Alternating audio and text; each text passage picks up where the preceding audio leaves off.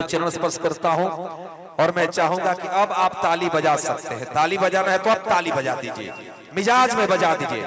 ये शिल्पी राज की मोहब्बत है। और विजय भैया, आदरणीय विजय चौहान भैया, भोजपुरी के उस कलाकार को हम सम्मानित कर रहे हैं जिसने भोजपुरी को नए अंदाज में जिंदगी दिया है।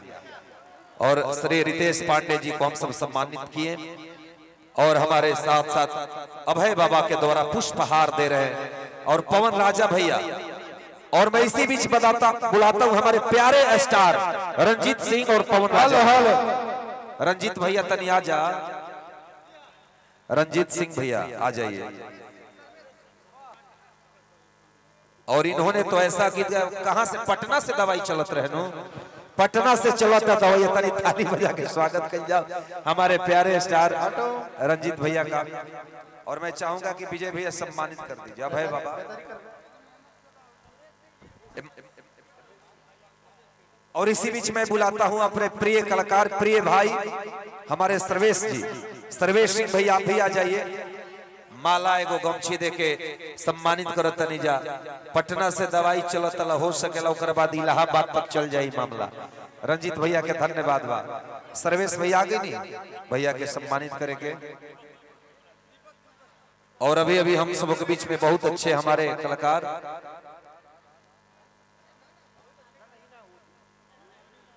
और हमारे बीच बड़े अच्छे कलाकार, बड़े अच्छे म्यूजिक डायरेक्टर, साथ में हर गुण से प्रख्यात हमारे दीपक दिलकश भैया। करिए करिए में बड़ा भैया के साथ मिल जाओ। विजय भैया कुछ बोला? अच्छा ये गमछा आई पुष्पहार हधले। अब हम दो आदमी के नाम धरो तनी अपना तरफ से, भास्कर पांडे जी और आर पंकज भैया, संगम भैया आ जाए लो तनी। अरे भैया भैया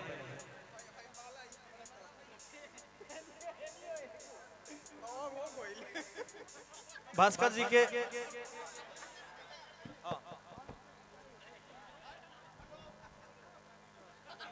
बहुत अच्छा।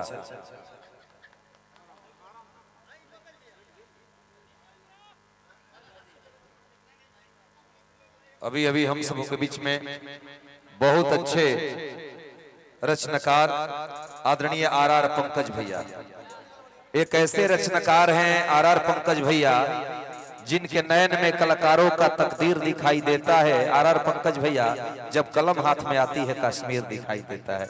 वैसे रचनाकारों की जरूरत है हमारे भोजपुरी में। भैया को हम लोग धन्यवाद स्वागत किए। और विजय भैया रउआ के अभी हम सम्मानित नहीं की गई, रउआ तो सबके सम्मानित करवा देंगे। एगो रवि भैया खातिर जोरदार ताली होके के चाहिए भैया। बिकी भैया खातिर सॉरी, चलिए जहां बिकी रहे लो रवि जी याद आइए जाले। सही बात बा। संगम भैया तो नहीं आई रहो के एगो माला। अरे संगम भैया, संगम भैया को प्रभाकर भैया आप भी आइए। बहुत अच्छे समाज सेवी, समाज के लिए जीने मरने का संकल्प इन्होंने लिया है। दोनों बड़े भाई को हम लोग सम्मान दे रहे हैं। विजय चौहान भैया ने जो हमें प्यार दिया है, बिक्की तिवारी इसका कर्जदार रहेगा। और सीधे सीधे अब हम चलते हैं कार्यक्रम की ओर। अब हमारा बर्दाश्त होत नहीं के ऐसे असम्मान समारोह फेर करेंगे।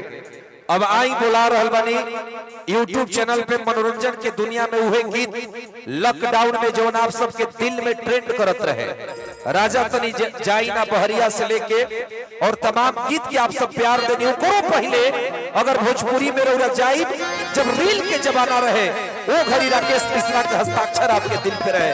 हम सीधे सीधे बुलाओ तनी राकेश मिश्रा जी।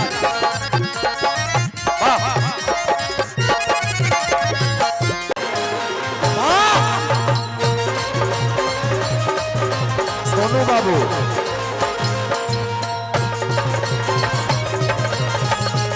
हेलो।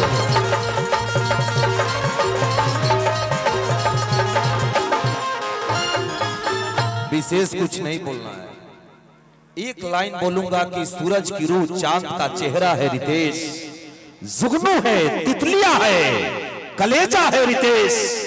एक बार भोजपुरी वालों दिल खोल के ताली बजाओ, भोजपुरी का आत्मा है रितेश।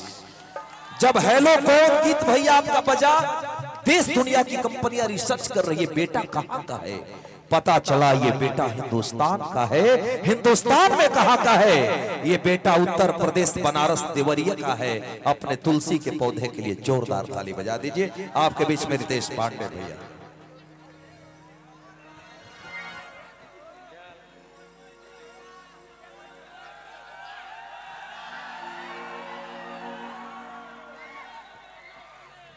भाई हमार सबसे तो सबका से पहले रुआ सबके प्रणाम बा, दोनों हाथ जोड़ के। बहुत भीड़ बा दादा, बहुत भीड़ बा।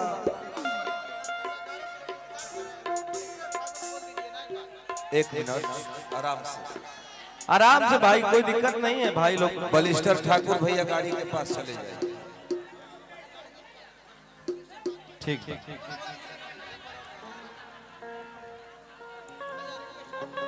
बलिस्टर ठाकुर भैया गाड़ी के एक पास मिनट चले भाई, जाए। बस हो गया अब डिस्टर्ब नहीं।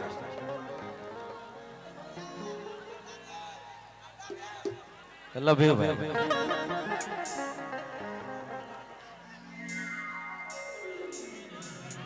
रुआ सब ओहो होय। अरे बहुत बहुत धन्यवाद।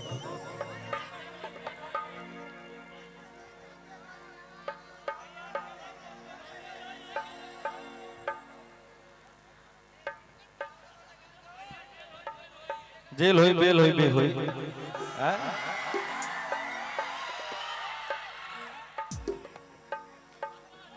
ज्यादा कुछ ना कहल चाह भैया, रउआ सब जेकरा के चाही कहा ना बैठा है, बात बाकी ना।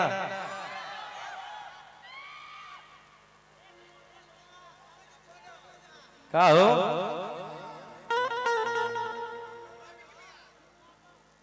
इंडस्ट्री में भैया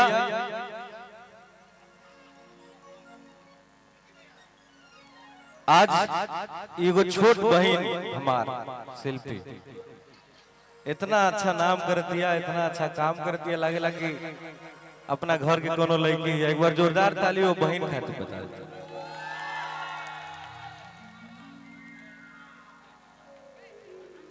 इतना प्यार से बोलती बोले ना कि क्या बताई दो जना से। रुआ सबके गर्व होके के चाहिए, ऐसा बच्ची रुआ सबके क्षेत्र में भी है। एक बार जोरदार ताली बाजे के चाहिए भैया। वाह, ऐसा सब जितना भी भाई लोग आयल बा, सबका के बड़ लोग के प्रणाम बा, छोट लोग के आशीर्वाद।